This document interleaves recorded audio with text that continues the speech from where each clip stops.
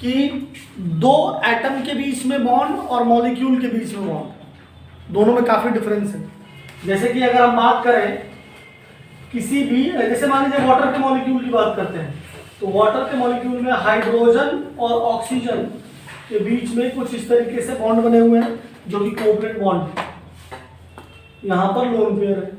लेकिन अगर आप एक गिलास के अंदर पानी देखोगे तो बहुत सारा वाटर के मॉलिक्यूल्स होंगे ना, ऐसा थोड़ी है कि एक ही वाटर का मॉलिक्यूल है, बहुत सारे वाटर के मॉलिक्यूल्स हैं। और मोल कॉन्सेप्ट ये कहता है कि अगर 1 मोल भी कोई चीज़ है तो उसमें एवोगैड्रो नंबर के बराबर मॉलिक्यूल्स तो होंगे ही होंगे अगर हम लोग कंपाउंड लेते हैं। तो आखिर जो आपका वाटर है उसके अंदर बहुत सारे वाटर के मॉलिक्यूल्स हैं, बहुत सारे वाटर के मॉलिक्यूल्स हैं। तो आखिर इन वाटर के मॉलिक्यूल्स जो है, ये वाटर के मॉलिक्यूल्स आपस में किस तरीके से जुड़े हुए हैं? तो जो एक वाटर का मॉलिक्यूल दूसरे वाटर के मॉलिक्यूल से जिस बॉन्ड से जुड़ा होता है उसे हम लोग क्या बोलते हैं? उसे हम लोग इंटरमॉलिक्यूलर बॉन्डिंग कहते हैं। क्या बोलते हैं? इंटरमॉलिक्यूलर फोर्सेस कहते हैं या इंटरमॉलिक्यूलर बॉन्डिंग कहते हैं। अब उसका नाम क्या है वो एक अलग बात है। बात समझ में आ रही कि नहीं आ रही?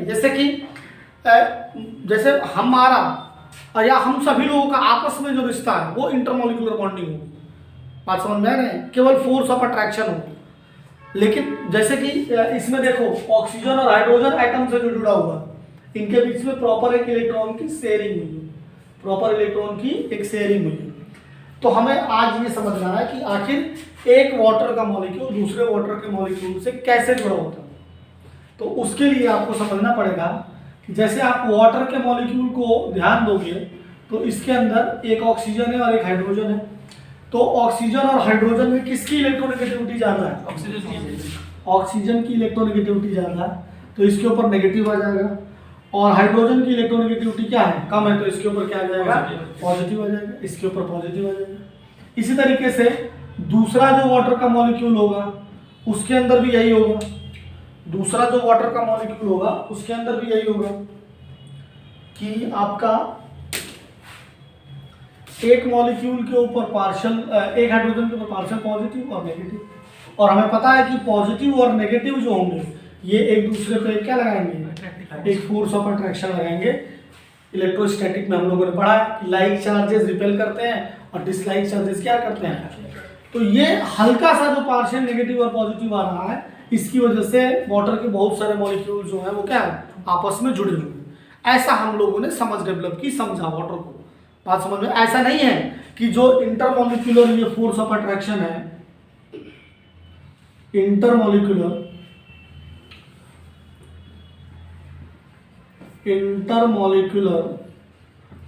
फोर्स ऑफ अट्रैक्शन जो है ये, इसके नहीं आने के पहले वाटर के मॉलिक्यूल आपस में जुड़े ही नहीं थे। नेचर में तो पहले से वाटर के मॉलिक्यूल ऐसे रहते थे, लेकिन जैसे जैसे हम लोगों ने अपनी समझ डेवलप करी और समझ डेवलप के साथ जब वाटर पे गए, वाटर के मॉलिक्यूल्स को समझने की कोशिश करी, तो उसमें हमने ये समझा। और ये समझना क्यों जरूरी है? क्योंकि उसमें फिर हम लोग उसे एप्लीकेशंस में लेके आ सकते हैं।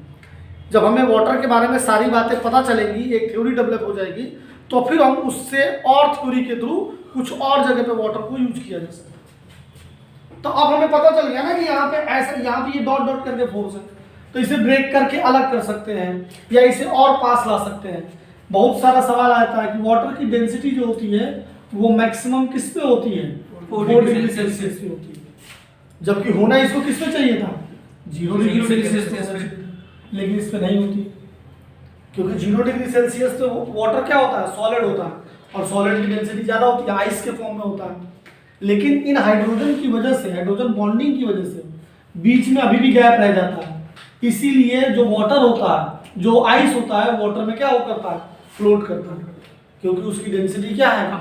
कम है। उसकी डेंसिटी क्या है? कम है। जैसे ही हम लोग 4 डिग्री सेल्सियस पे लेके जाते हैं तो ये बॉन्ड ब्रेक हो जाते हैं, ये और क्लोज आ जाते हैं, और क्लोज आने की वजह से डेंसिटी क्या हो जाती है? इंक्रीज हो जाती है। डेंसिटी क्या हो जाती है? इंक्रीज हो जाती है। बात समझ में आ रही कि नहीं आ रही? तो ये इंटरमॉलिक्यूलर फोर्स ऑफ अट्रैक्शन जो होगा वो एक वाटर के मॉलिक्यूल को दूसरे वाटर के मॉलिक्यूल के साथ जोड़ रहा है। बात समझ में आ रही कि नहीं आ रही? अगर कोई किसी से जुड़ा हुआ है तो वो इसीलिए जुड़ा हुआ है कि हार्मोन्स की वजह से भी तो चार्जेस क्रिएट हो रहे हैं ना। क्या बात समझ में आ रही है कि मैं कहना क्या चाह रहा हूँ? अपोजिट के में अट्रैक्शन आएगा ही आएगा, ये नॉर्मल सा नेचर है कि भाई अपोजिट जेंडर होगा तो उसमें क्या होगा, फोर्स ऑफ अट्रैक्शन आएगा। Is that clear?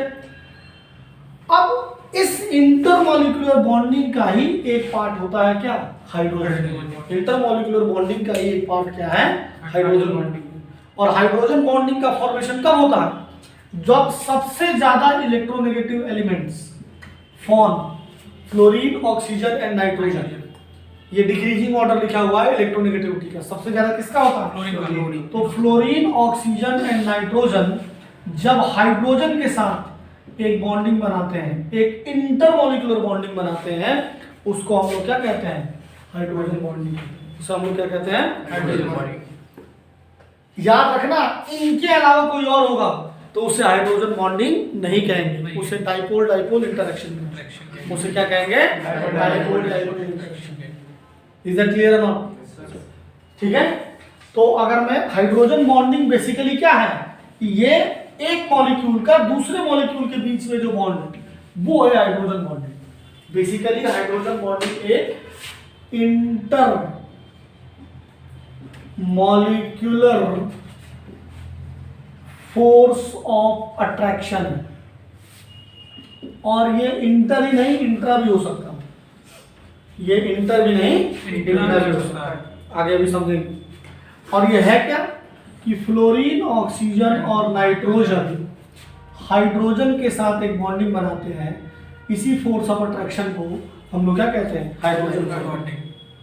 तो अब सवाल ये पैदा हो रहा है सुशील कि आखिर ऐसा हो क्यों रहा, रीजन तो पता होना चाहिए ना कि ऐसा हो क्यों रहा। ऐसा इसलिए हो रहा है कि अभी अभी बताया मैंने, अगर आपको इतना समझ आया तो अभी समझ में आ जाना चाहिए कि जो ये ऑक्सीजन और हाइड्रोजन के बीच का जो बॉन्ड है, इसके ऊपर पार्शियल नेगेटिव और पार्शियल पॉजिटिव है, इसके ऊपर नेगेटिव है, और ये बॉन्ड क्या है, ये बॉन्ड बहुत ज्यादा पोलर है। ये बॉन्ड क्या है, पोलर। पोलर का मतलब ये इलेक्ट्रॉन के लिए आपस में लड़ रहे हैं।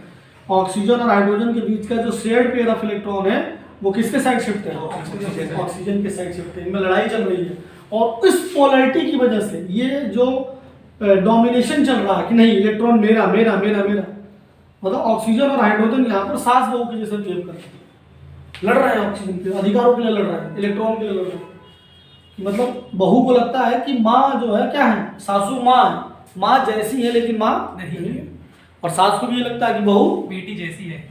फालतू की बात है, बतौलेबाजी है समाज में, जैसा वाला कॉन्सेप्ट है, लेकिन वो नहीं, एग्जैक्ट नहीं मानते, कंट्राडिक्शन बना रहे हैं, और उस कंट्राडिक्शन की वजह से उनके ऊपर पोलैरिटी आएगी, और उनके बीच का जो रिश्ता होता है इसीलिए हमेशा दरार होता है उसमें।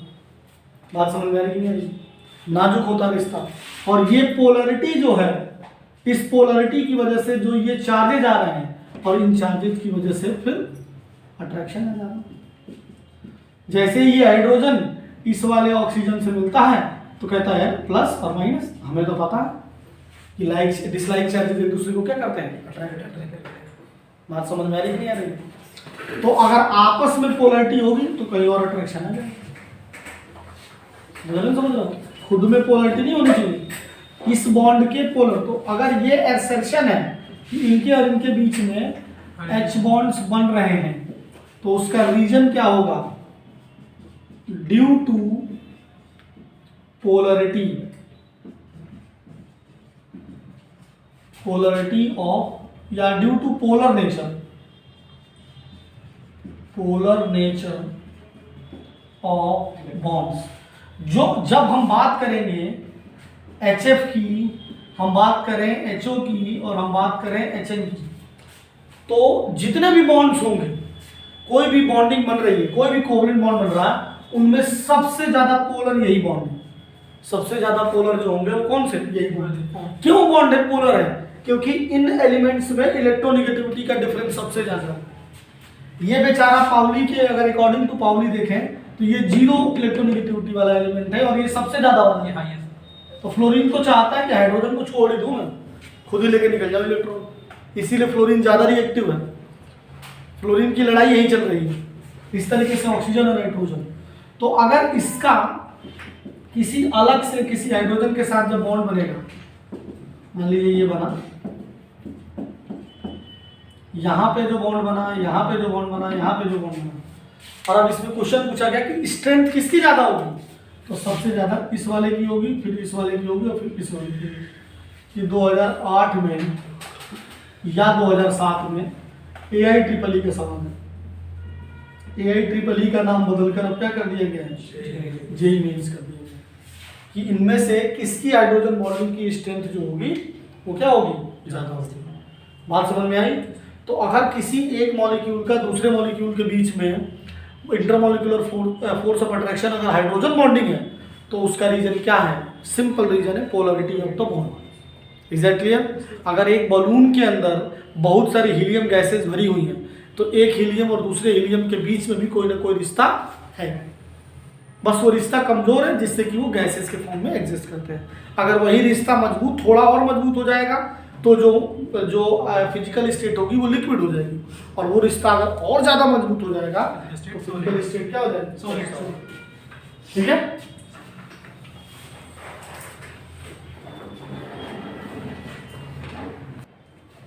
अब देखिए इसमें जो नेक्स्ट चीज पढ़नी है हम लोग को वो पढ़ना है क्या, टाइप्स ऑफ हाइड्रोजन बॉन्डिंग।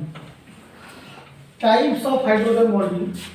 तो जो फोर्स ऑफ अट्रैक्शन है वो दो तरीके का हो सकता है। एक हो सकता है आपका पहला intermolecular hydrogen bonding. Intermolecular hydrogen bonding, intermolecular का मतलब होता है कि एक मॉलिक्यूल का दूसरे मॉलिक्यूल के साथ जो बॉन्ड बन रहा है, एक मॉलिक्यूल का दूसरे मॉलिक्यूल, जैसे कि वाटर के अंदर जो बॉन्डिंग है वो इंटरमॉलिक्यूलर है। वो क्या है, इंटरमॉलिक्यूलर है। जैसे कि अल्कोहल के अंदर जो बॉन्डिंग है वो इंटरमॉलिक्यूलर है, दिस इज इंटरमॉलिक्यूलर। इसमें माइनस होगा।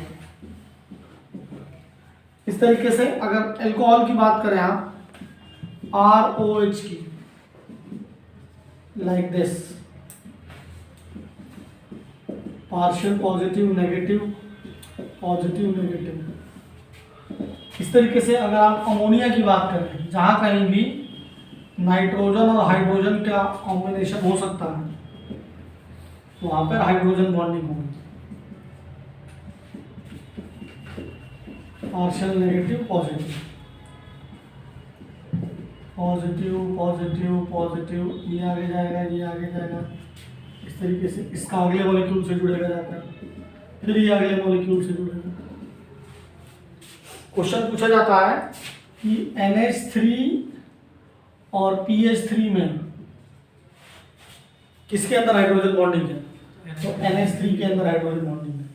JEE मेंस में NH3 और PH3 पे बहुत सारे सवाल हैं। तो जब एक मॉलिक्यूल का दूसरे मॉलिक्यूल के साथ बॉन्डिंग बनेगी तो इसे हम लोग क्या कहते हैं, इंटरमॉलिक्यूलर कहते हैं। क्या कहते हैं, इंटरमॉलिक्यूलर। फिर एक और होता है आपका इंट्रामॉलिक्यूलर। एक और होता है आपका क्या, इंट्रामॉलिक्यूलर। इंट्रामॉलिक्यूलर में क्या होता है, देखिए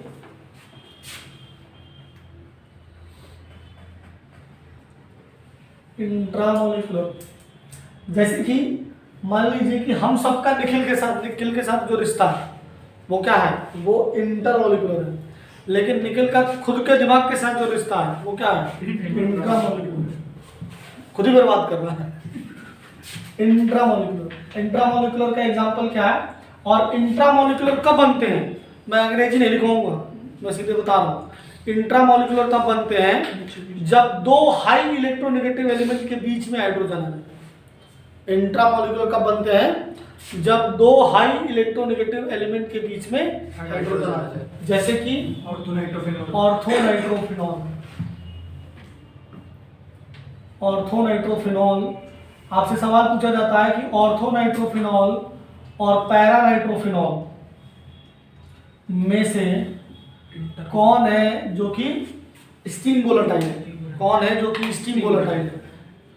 तो कौन स्टीम वोलेटाइल है, ऑर्थोनाइट्रोफिनॉल स्टीम वोलेटाइल है, क्योंकि इसके पास क्या है, इंट्रामॉलिक्यूलर हाइड्रोजन बॉन्डिंग है। और ये अगर मैं बात करूं ऑर्थोनाइट्रोफिनॉल और पैरानाइट्रोफिनॉल में, तो कौन ज्यादा स्टेबल है, कौन ज्यादा स्टेबल है, ऑर्थो नाइट्रोफिनॉल चिलेशन की वजह से। चिलेशन हो जाता है इंट्रामोलिकुलर हाइड्रोजन बॉन्डिंग की वजह से। यहाँ पे जो बॉन्डिंग बन रही है उसकी वजह से यहाँ पे रिंग बन रहा है और इस रिंग की वजह से क्या हो जाता है, चिलेशन हो जाता है। तो ये हमारा क्या है, स्टीम वोलाटाइल भी है और स्टेबल भी है। स्टीम वोलाटाइल भी है और स्टेबल भी है। और ये स्टेबिलिटी जो है हम लोग किसके साथ वो कर रहे हैं, कंपेयर कर रहे हैं, पैरा वाले के साथ। ये याद रखना, पैरा नाइट्रोफिनॉल के साथ ऑर्थो नाइट्रोफिनॉल को हम लोग क्या कर रहे हैं, कंपेयर कर रहे हैं। ऑर्थो नाइट्रोफिनॉल को हम लोग क्या कर रहे हैं, कंपेयर कर रहे हैं। अब देखो ये एक हाई इलेक्ट्रोनेगेटिव एलिमेंट, ये एक हाई इलेक्ट्रोनेगेटिव एलिमेंट के बीच में hydrogen. Is that clear? Technically कुछ पहचान नहीं पाओगे तो हमें पता ही होना चाहिए। ज्यादातर मॉलिक्यूल्स वही आते हैं जो हम लोग को पता है। इसी तरीके से सैलिसिल एल्डिहाइड है, सैलिसिलिक एसिड है, नोट करो पहले। देखिए यहाँ पर जो है नाइट्रोजन पे मैंने पॉजिटिव लगा दिया, नाइट्रोजन पे नेगेटिव। अब जैसे कि और भी हमने एल्कोहल में बहुत सारी बातें करी हैं, ऑर्थो नाइट्रोफिनॉल और पैरा नाइट्रोफिनॉल पे। ऑर्थो नाइट्रोफिनॉल और पैरा नाइट्रोफिनॉल में जो चीज़ भी है उनमें सारे का रीजन हाइड्रोजन बॉन्डिंग है। और जिस चीज़ में भी अगर कोई भी अगर कंडीशन है उसमें अगर ऑर्थो नाइट्रोफिनॉल जीत रहा है तो उसका रीजन क्या है, इंट्रामोलिकुलर हाइड्रोजन बॉन्डिंग। और इसके अंदर क्या होता है, intermolecular hydrogen bonding. Ortho nitrophenol सिर्फ दो ही चीज़ों में आ गया है कि ये स्टीम वोलाटाइल होता है और स्टेबल होता है। बाकी सॉल्युबिलिटी पैरा नाइट्रोफिनॉल की ज़्यादा होती है, बॉइलिंग पॉइंट पैरा नाइट्रोफिनॉल का ज़्यादा होता है। बात समझ में, सॉल्युबिलिटी और क्या बोलते हैं आपका, क्या बोला था मैं, सॉल्युबिलिटी, बॉइलिंग पॉइंट और एसिडिटी, इन तीन का रीजन क्या है, इंटरमोलिकुलर हाइड्रोजन, इंटरमोलिकुलर हाइड्रोजन। लेकिन मेल्टिंग पॉइंट का रीजन जो है वो क्या है, सिमेट्री। मेल्टिंग पॉइंट का रीजन क्या है, सिमेट्री। तो हाइड्रोजन बॉन्डिंग केवल पढ़ लेना ही नहीं है, इसकी एप्लीकेशन को जानना कि कहाँ पे हाइड्रोजन बॉन्डिंग यूज हो रही है। जैसे कि एक और एग्जांपल आप लेना चाहें तो ले लें सैलिसिलिक एसिड। तो ये है सैलिसिलिक एसिड, हम लोगों ने कोल्बे रिएक्शन में बनाया था, अगर आप लोगों को याद हो।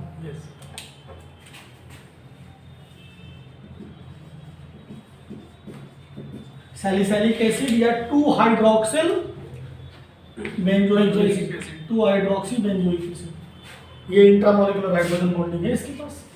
Is that clear? अब सबसे इंपॉर्टेंट बात है एप्लीकेशन